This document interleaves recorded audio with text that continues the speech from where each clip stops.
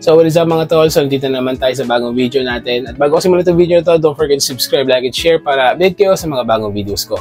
So ngayon, napapansin nyo, ngongo ko ngayon, hindi dahil sa mic ko, dahil may trangkaso tayo ngayon at sinisipon tayo. Pero syempre, hindi pa rin tayo mapipigilan na sipon para mag-content. So, comment down below pala kung goods lang na may mic tayo, kung mas clear ba yung boses ko. First time ko kasi gumamit ng mic at shoutout kay Gabo Carillo at pinenta niya sa akin yung Boya mic niya. And napaka good deal, parang pamigay na impression, no? Thank you, Gabo. Ayun na nga, ang video natin ngayon ay maglalagay tayo ng hood insulator, which is regalo ng girlfriend ko. Babe, thank you. I love you. So, pakita ko sa inyo. So, ito yung hood insulator. So, naka-plastic pa siya pero ayan. Yan yung hood insulator natin. Dahil yung sa luma kong nakalagay, yung which is yung stock hood insulator, pulit-pulit na lang dahil sa mga pusa. Papakita ko sa inyo.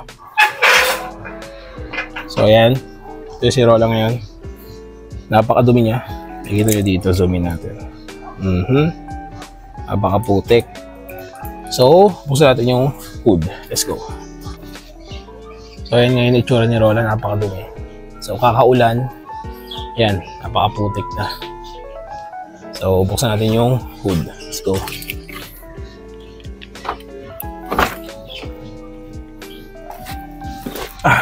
So, ayan. Alam nagbago. Napakadumi pa rin sa loob. Di pa tayo nagpapa-car wash. Ito yung head unit natin na pinalitan. And yeah. Buksan natin. Andito yung bukasan ng hood. Let's go.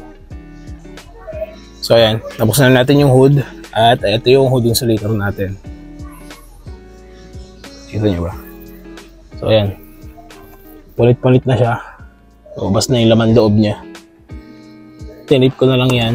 Kasi lumalabas na yun. Tulad din lumalabas na yung laman loob niya. So, yun. Papalitan na natin siya. So, let's go. So, may mga clips naman siya. So, kung nyo iwawala to, kung magpapalit kayo. Ayan. So, let's go. So, natanggal na natin yung lumang hood insulator. Pakita ko sa inyo. So, ito na yung tinanggalan natin ng hood insulator. So, lata na lang siya. Ayan. So, napakadumi niya. Ito yung mga clips na tinanggal natin. Ayan. Tapos, ito yung luma. Pulit-pulit na. At makunat natin guys, napupulit na rin siya. Ayan. So, ilagay na natin yung bago. Which is ito. Let's go. So, mukhang uulan na guys, no? Makalimlim na ng konti. Pero ito, may mga abang na siyang butas. Ayan. So, yun ang ilalagay natin ng butas mismo. Ayan. So, let's go. So, ayan. Tapos na natin ilagay yung hood insulator. Grabe ang paawis, no? Hindi pala ganun kadali. Nagkaroon tayo ng mga minor adjustments sa mga butas kasi hindi siya masyadong sakto. So, naggupit tayo ng onti para lang mapasok yung clip. So, pakita ko sa inyo. So, ayan. Talagyan na natin. So, nag-adjust tayo ng onti. Nag-adjust tayo sa mga butas. Ito, hindi ko na nailagay. Kasi, hindi ko alam kung nasa na yung butas. Ayan. Pero all naman ng ano, ito nag-adjust din tayo ng onti. Ayan. Dito din nag-adjust tayo.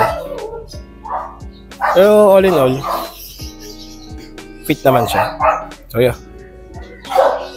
So ayan, magdi-DIY lang kayo ng konti para mailagay yung hood insulator. So bubutasan nyo lang ng onti yung isang stock na butas. Mas lalaliman nyo lang ng onti para mas lalakayan nyo pala para pumasok yung mismong clip. So ayun, ilalagay ko na lang yung link sa description sa baba kung saan nabili. And ayun. So don't forget to subscribe, like, and share. And see you on my next video mga tol. Peace.